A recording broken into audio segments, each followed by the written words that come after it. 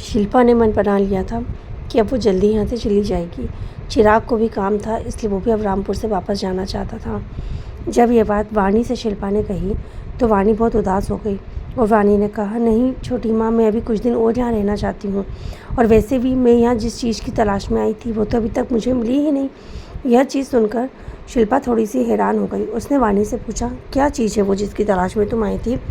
शिल्पा की बात सुनकर वाणी ने कहा, छोटी माँ, वो नीम का पेड़। अभी तक आप मुझे उसके पास लेके ही नहीं गए। हालांकि वाणी उस नीम के पेड़ के पास जा चुकी थी, पर शिल्पा अभी तक उस पेड़ के पास नहीं गई थी।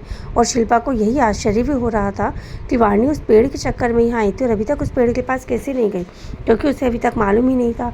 वाणी हालांकि एक बार उस पेड़ के पास चली गई थी, पर वो और जाना चाहती थी। यह सुनकर शिल्पा थोड़ी हैरान भी हुई, परेशान भी हुई। और शिल्पा ने वाणी से पूछा, वाणी, मुझे बताओ, क्या है उस पेड़ में? तुम क्यों उसके पास जाना चाहती हो? वाणी ने कहा, छोटी माँ, यही तो मुझे भी समझ में नहीं आ रहा।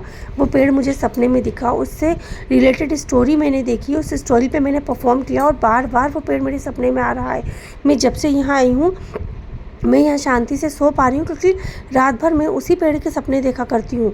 मुझे समझ में नहीं आ रहा कुछ। और आपने मुझे मेरी मम्मी की ड्राइंग बताई थी ना, उन्होंने कितनी सुंदर सुंदर ड्राइंग बनाई है, लेकिन जब मैंने उन ड्राइंग को बनाने की कोशिश की तो मुझसे वो ड्राइंग बनी ही नहीं।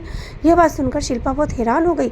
शिल्पा ने सोचा कि वो ड्राइंग उसकी माँ की नहीं बल्कि वाणी की खुद की बनाई हुई थी, और वही ड्राइंग वाणी क्यों नहीं बना पा रही है। तो यह सुनकर शिल्पा ने उससे पूछा, क्या बोल रही हो बेटा, तुम वो ड्राइंग नहीं बना पाई?